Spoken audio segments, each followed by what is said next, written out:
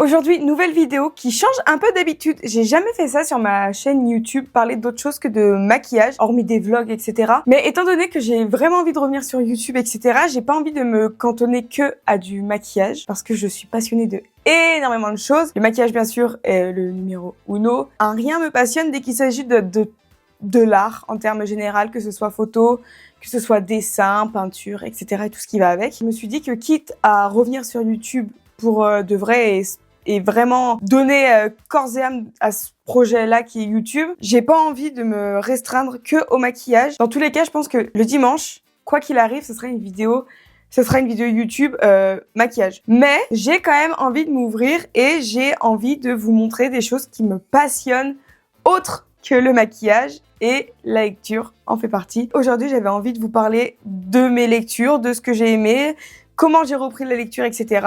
J'espère que ça va vous plaire aussi, que pourquoi pas que ça vous donne envie de vous remettre à la lecture, de parler de mes premières lectures, les livres qui m'ont plu, et puis voilà. Donc j'espère que ça va vous plaire, ça change d'habitude, et quand je vous ferai des vidéos comme ça sera un peu des vidéos bonus en semaine. Elles sortiront, je sais pas, on verra mercredi ou jeudi. J'aimerais bien le mercredi, comme ça, ou jeudi. Bon, comme vous voulez, on verra d'ici là. Déjà, c'est ma première vidéo hors série maquillage, donc voilà, j'espère que ça vous plaira. Alors, installez-vous, je sais pas combien de temps cette petite vidéo va durer. Je suis vraiment assise sur ma chaise comme si j'étais dans mon canapé, les gars. Ça fait trop bizarre de filmer comme ça. J'ai pas de maquillage devant moi et tout, genre j'ai mon retour, mes livres et vous. Ça fait trop bizarre. Regardez les gars, je me suis quasiment fait une tisane dans ma belle tasse d'Idlina. Regardez, c'est une tasse d'Idol. C'est ma grand-mère qui me l'avait offerte, je pense que je devais avoir... Attendez, je réfléchis, j'ai quel âge? 26. Je sais pas quel âge j'avais. Il y a 15 ans. Cette tasse a 15 ans. Elle est magnifique. Je l'adore. En attendant que ça se refroidisse, on va commencer par le commencement. Les livres avec lesquels j'ai commencé, j'ai repris la lecture. Quand j'ai repris la lecture en mars 2023, du coup, ça va faire 1 an, presque 2 ans, je me suis fait littéralement influencer par le BookTok, en fait. Je regardais les livres qui passaient et à ce moment-là, le livre qui revenait, je voyais que ça, c'était celui-ci. C'était Jamais plus de Colleen Hoover. Sachant que juste avant, je m'étais fait influencer avec La nuit où les étoiles se sont éteintes de Neil Gaiman et je sais plus, en tout cas, le livre est encore dans ma bibliothèque. J'ai oublié de le monter, mais je l'ai lu et j'ai pas accroché plus que ça. J'ai trouvé ça un peu... Je sais pas si aujourd'hui, si je le relis, ça me ferait pareil parce que comme j'avais vu beaucoup d'avis et tout sur TikTok, je m'étais dit ah ouais, livre de l'année. Au final, je l'ai lu, j'étais super déçue. Cependant, j'ai continué ma lecture avec Jamais plus de Colleen Hoover. J'ai adoré. J'ai adoré. Aujourd'hui, si je le lis, je suis pas sûre de l'aimer autant que je l'ai aimé quand j'ai repris la lecture parce que je sais pas. En fait, j'aimerais avoir du recul parce que c'est des livres un peu faciles à lire et quand tu reprends la lecture, je trouve que c'est trop bien parce que du coup ça se lit vite. Il y a je sais pas combien de pages. En vrai, il y en a beaucoup, mais c'est écrit. Ouais, même pas. Il y a un peu moins de 400 pages. Ça se lit comme ça. Le tome 2, pour moi, est pas ouf. Le tome 2, c'est Jamais plus. Et l'autre, le tome 2, c'est Pour toujours. Je crois, je suis pas sûre. Le 2, je l'ai pas trop kiffé. Par contre, celui-ci, franchement, si vous voulez reprendre la lecture, que vous aimez la romance, il est trop bien. Il a un peu des passages compliqués, etc. Si vous avez vu le film, du coup, vous savez de quoi ça parle. Moi, je sais que j'ai pas pleuré en le lisant. Ma cousine, elle a pleuré. Elle l'a lu peut-être 1 an après moi et je me rappelle. Moi, j'ai pleuré pour le tome 2, même si je l'ai moins aimé. Celui-ci, j'ai fait oui, voilà. Ma cousine, elle était en larmes. Elle m'envoyait des vidéos. Elle était en larmes, les gars. Elle pleurait.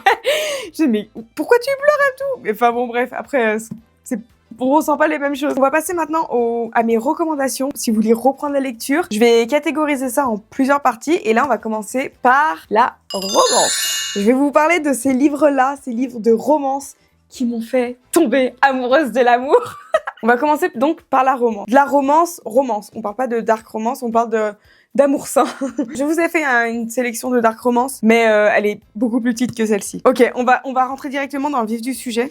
Ouh là là, punaise, attendez les gars, je vais tout faire tomber là. On va commencer par ma série préférée, qui est la Compass série. C'est une série de 4 livres. Ça a été écrit par Brittany C. Cherry et on a 4 tomes. Elle sort souvent des livres comme ça parce que là, elle a sorti The Breath et c'est en gros l'air, le feu, la terre et le vent. Je suis pas sûre de ce que je dis. C'est à peu près pareil. Dans cette série-là, on a le nord, le sud, l'est et l'ouest. Voilà. Et en gros, c'est aux États-Unis. On suit des personnes et en fait, à chaque fois, on se retrouve par exemple à l'ouest des vagues, on est sur la côte ouest. Lueur de l'est, on est à New York, il me semble. Tempête du sud, c'est le premier. On est dans le sud, dans la Floride et tout. Enfin, franchement, incroyable. La plume est tellement facile à lire. Les romances qui se passent à l'intérieur, elles sont tellement saines. C'est trop beau. Franchement, si vous voulez lire des romances faciles à lire, je vous les conseille, mais à 200%. Je les trouve incroyables. C'est mes séries préférées et j'ai hâte de lire la prochaine série du coup des 4 éléments. Ensuite, Le Soleil de minuit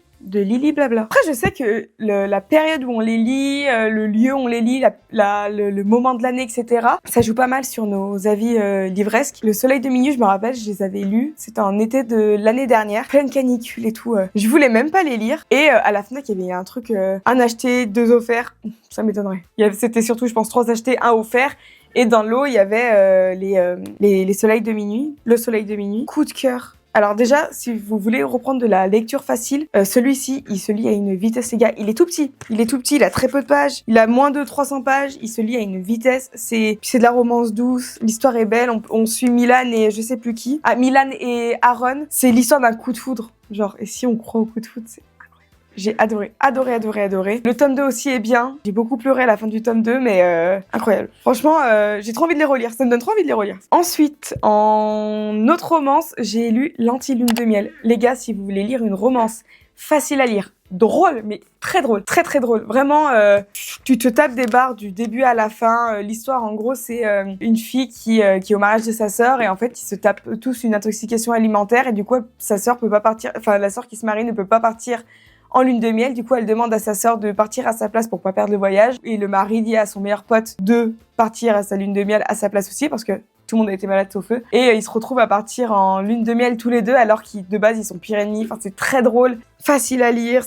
Je le conseille. De toute façon, je vous les conseille tous. Hein. Pareil, pour rester dans des séries, les Campus Driver. Les gars, ça, j'ai mis que le tome 1 et le tome 2, mais le tome 3 aussi est aussi bien. J'ai pas lu le 4 et 5. En tout cas, la série, en termes général, est géniale. Là aussi, si vous voulez rire et lire facilement des romances simples, belles, sans choses toxiques, etc. Je vous les conseille de fou. Mais vraiment, ils sont géniaux.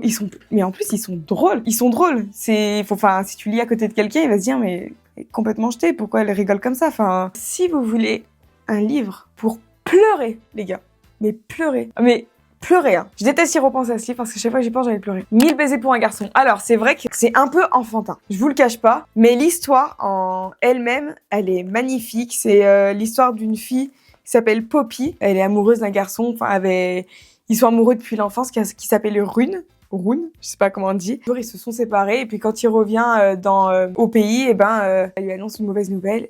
Et du coup, ça se passe... Enfin, c'est tellement émouvant, ça prend au cœur. Très bien, très très bien, mais très très triste et faut avoir le cœur accroché, quoi. J'en ai fini plus ou moins avec la romance. On va passer à une autre catégorie maintenant, où il y en a que un seul, et c'est la dystopie. Pour parler dystopie, j'ai lu que celui-ci, ça s'appelle The Perfect Match de Lila Mars, et il est génial. Il fait aussi partie des premier livre que j'ai lu quand j'ai repris la lecture parce qu'à ce moment-là, il était super hype sur TikTok et franchement, il est vraiment bien. En gros, c'est l'histoire de 2 personnes qui sont amoureux depuis l'enfance, etc. Et ils vivent dans une société où les relations amoureuses sont dictées par des compatibilités pour en gros éviter...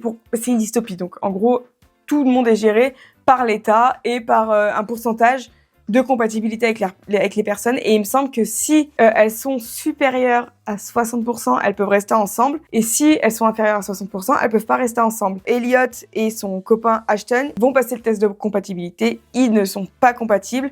Par contre, elle est compatible avec le grand frère de Ashton. Donc, Isaac, 98,8%. Et donc, ils sont obligés de vivre ensemble alors qu'ils se déteste. Surtout qu'elle sort avec, du coup, le grand frère de son copain. Super, les gars. Par contre, le tome 2, pas trop fan. Pas trop fan. Je l'ai trouvé très long. J'ai eu du mal à le lire. Mais en tout cas, le tome 1, génial. Ensuite, je vais vous parler de Inheritance Games. Les gars, ça là, c'est une pépite. C'est vraiment incroyable. C'est en gros une fille sans problème. Oh, regardez ce que j'ai trouvé dedans. un trèfle à 4 feuilles. Alors, Inheritance Game, en gros, pour vous faire l'histoire, si je me rappelle bien, on suit l'histoire de Avery, qui est une fille tranquille, sans beaucoup de moyens, et puis un jour, elle reçoit un héritage d'un monsieur, d'un grand-père qui est décédé, qu'elle ne connaît pas. Elle sait pas qui c'est, et elle se retrouve à vivre avec la famille de cet héritier. Et elle a un dilemme, c'est qu'elle doit vivre dans la maison pendant 1 an pour pouvoir toucher l'héritage. Parce que derrière, ce papy-là, il avait 3 petits-enfants, 3 beaux gosses. Il y a un peu de romance dedans, mais c'est vraiment de la lecture pour jeunes, ça se lit facilement, c'est génial. Si vous voulez le conseiller à des, je sais pas, je dirais entre 12 et j'ai 26 ans les gars, et j'y lis comme ça, donc...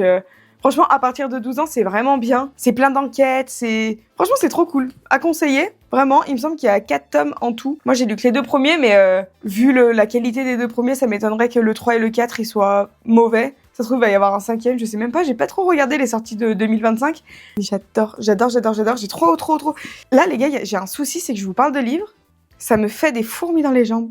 Parce que je suis trop contente de vous parler de livres. Et j'ai envie de descendre à Cultura et d'acheter toutes les suites de tout ce que je suis en train de vous parler. Surtout que je suis en train de lire un livre en ce moment. Qu'est-ce qu'il est nul! Mais qu'est-ce qu'il est nul, les gars! J'ai une daube. Du coup, en fait, ça me saoule à mort. Fantasy, là, j'ai que ça sous les yeux à vous parler. Passons au thriller. Alors, thriller, j'en ai que 3 avec moi. Je les ai sur ma Kindle, et du coup, je les ai pas en physique, mais je vais vous en parler. On va commencer par, je pense que si vous êtes un minimum intéressé, vous avez forcément dû entendre parler de La femme de ménage. Franchement, trop bien. On l'a lu en duo avec une copine. On était toutes les deux dans l'attente de savoir ce qui allait se passer. Enfin, incroyable. Je vais pas vous mytho. J'ai pas lu le tome 2. Pas encore. J'ai vu que les avis plus ou moins mitigés. Enfin, en gros, j'ai tout vu. J'ai vu des gens qui l'avaient adoré. J'ai vu des personnes qui l'avaient détesté. Je pense que le tome 2 se lit aussi bien que le tome 1. Le tome 1, si vous l'avez pas vu passer, si vous voulez que je vous raconte vite fait l'histoire, c'est en gros une fille qui a pas de sous et qui décide de faire un peu de femme de ménage dans une maison de riches. Et du coup, elle entend tous les secrets de la famille et tout. Et franchement, il est bien. C'est une histoire avec un plot twist de fou. Plot twist, pour ceux qui savent pas ce que c'est un retournement de situation dans un livre, quelque chose qu'on n'a pas du tout imaginé. Et du coup, l'histoire prend une toute autre tournure. Voilà au niveau de ces thrillers-là. Comment parler de thriller sans parler de Verity? Encore Colleen Hoover, je vous en ai parlé au début de la vidéo. C'est l'auteur qui a écrit Jamais plus. Les gars, c'est un banger. Pareil, livre avec plot twist. On s'attend pas du tout à cette fin-là. On peut deviner 2-3 choses, mais c'est incroyable, les gars. Je l'ai conseillé à toute ma famille, tout le monde l'a adoré et tout. Il est facile à lire, pareil, il ne fait pas beaucoup de pages. Là, moi, je l'avais acheté en poche, mais les Colleen Hoover, je les achète tous en brochet. Ça se lit d'une vitesse. Je l'ai tapé en une après-midi. Vraiment, parce que...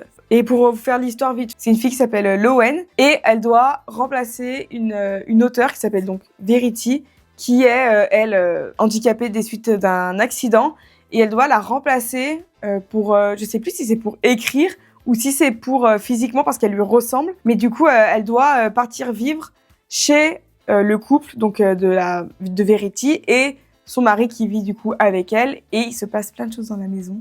Elle tombe sur des histoires, des livres que Verity a écrits, très proches de la réalité et tout. Incroyable. Plot twist de fou à la fin. Si vous aimez les histoires à suspense et tout, vous êtes en haleine tout le long. Il est génial. Ensuite, j'avais sélectionné d'autres livres thrillers que j'ai lus qui étaient trop bien. Il y avait la psy, donc c'est l'auteur aussi, c'est Frida McFadden, l'auteur qui a écrit Femme de ménage. Elle a écrit la psy, les gars, il est génial. Je l'ai limite référé à la femme de ménage parce que la femme de ménage, même si tu t'attends pas à la fin, tu sens le truc arriver. Alors que la psy, pas du tout. Alors là, les gars, je me rappelle quand je l'ai lu, je me suis dit, mais comment c'est possible? Et après, quand t'as le dénouement, tu fais, mais putain. Mais, la singerie, les gars. La singerie, il est génial. La psy, il me semble que c'est un couple qui veut racheter une maison et l'agent immobilière, elle peut pas se pointer parce qu'il y a une tempête de neige. Ils sont obligés de passer la nuit dans la maison, sauf qu'il se passe plein de trucs dans la maison chelou de fou. Ils passent quelques jours parce que du coup, la tempête de neige les bloque pour repartir. Mais, incroyable. 2 autres, La fille du train et Ne le dis à personne. Ne le dis à personne, il me semble que c'est... Le film est sorti. Il y avait un film qui était sorti avec François Cluzet. L'histoire est folle aussi, je me rappelle plus ce que c'est. Punaise, je suis nulle. Je vous conseille des livres, je me rappelle même plus des histoires. Mais après, je l'ai lu il y a tellement longtemps. Et pour La fille du train, par contre, lui, il est fou. Il est fou parce que c'est une fille qui a divorcé ou qui s'est séparée de son mec. Et tous les jours, elle prend le train, elle passe devant son ancienne maison, son ancienne vie et tout. Et un jour, elle voit un truc de fou par la fenêtre du train, là où elle habitait avant. Et quand elle décide d'y retourner pour voir ce qui se passe, tout le monde lui dit qu'elle est complètement folle et personne ne veut la croire. Mais elle est persuadée d'avoir raison. Elle va mener son enquête et tout. Et pareil, plot twist de fou à la fin, les gars, il est incroyable. Ensuite, en policier, j'en ai lu un autre. Je l'ai pas avec moi, pareil, parce que je l'ai lu sur la Kindle. Ça s'appelle... Je me rappelle plus. Attendez. Ah, ça s'appelle Les secrets de la famille Baker. Les gars, c'est un policier. Il est incroyable. On est en haleine tout le long. Si vous voulez le lire, il se passe... à cette période de l'année, à peu près, ça se passe... le 25 et tout décembre, c'est un gamin qui disparaît et il y a un journaliste qui est amené à enquêter avec une flic sur cette affaire de gamin qui a disparu il y a je ne sais combien d'années pour Noël et du coup ils refont l'enquête et c'est incroyable. Le dénouement est génial et tout, on s'y attend pas du tout. Je l'ai adoré et je l'ai lu super facilement aussi. Et on va passer à la dernière catégorie qui est la catégorie des dark romances. Les gars, là, je vous le dis, si vous êtes mineur, regardez ce que je vais dire si vous voulez, mais en tout cas, n'achetez pas les livres. Même si je les vends trop bien parce que c'est vraiment des livres que j'adore. Mais si vous êtes mineur, ne les lisez pas. C'est simple, ma cousine, elle a voulu lire mon livre préféré. Je l'ai incendié, d'accord? Philippine, si tu passes par là, je te surveille encore, t'as pas intérêt à les lire, d'accord? T'es trop jeune, on verra l'année prochaine. Alors, catégorie des dark romances. Je suis en train d'en lire une, les gars. Je crois que ça s'appelle L'ombre d'Adeline. C'est nul. Nul, nul, nul, nul. Désolée pour ceux qui l'ont aimé, mais moi je le déteste. Je suis à 50%. Je l'ai acheté sur la liseuse. Dieu merci, je l'ai pas avec moi. Parce que je pense que 25 € dans un livre, ça m'aurait fait mal au cul. Là, je lis donc L'ombre d'Adeline. Je le déteste. En fait, les gars, je vais même pas en parler parce qu'il est trop nul. Il est trop nul. Par contre, je vais vous parler de ma dark romance favorite. C'est Plonge avec moi de Oli quelque chose. Oli TL. L'histoire est bizarre, de fou. Je sais que j'ai vu beaucoup d'avis. Autant il y a des personnes qui l'ont adoré, genre moi.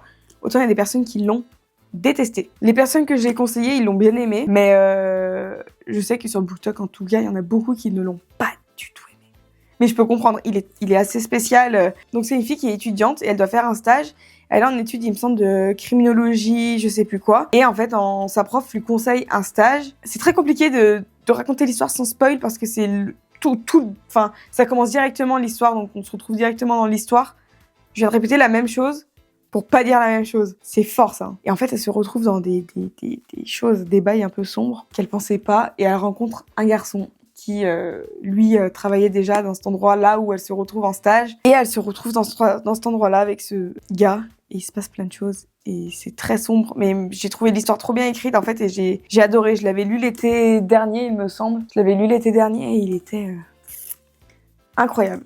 Et ensuite, clôturons avec le livre le plus controversé du BookTok, Captive. Alors, Captive, on peut dire tout ce qu'on veut. Moi, j'ai bien aimé. J'ai bien aimé le 1. J'ai adoré le tome 1.5. J'ai détesté le 2. Le 2, je l'ai trouvé nul. Franchement, l'intérêt de l'histoire était nul. Franchement, c'est une dark romance. C'est une dark romance, ça va. Enfin, à comparer les deux, ça a rien à voir. Et à comparer avec ce que je suis en train de lire là, ça a encore rien à voir. Mais ça n'empêche pas que ça reste une dark romance et que c'est pas avant 18 ans. Voilà. Donc voilà les gars, je pense que j'ai fait le tour plus ou moins des livres que j'avais envie de vous parler. Si ça vous a plu ce genre de vidéo, j'en referai peut-être, je sais pas, de temps en temps, parce que je lis pas non plus des tonnes de livres, parce que j'ai pas trop le temps. Mais en tout cas, de temps en temps, ça me ferait trop plaisir de vous parler de livres. Je peux vous faire aussi par exemple les livres que je n'ai pas du tout aimés. Je peux vous faire des recommandations pour tout genre, tout âge, voilà. Enfin, si vous avez des questions, vous n'hésitez pas à me demander en commentaire. Et puis voilà, moi je vous fais des bisous. Je suis vraiment trop contente de vous avoir fait cette vidéo. J'espère que ça vous plaira quand même si c'est pas du maquillage. Et puis je vous dis à bientôt et puis à dimanche du coup. Bisous!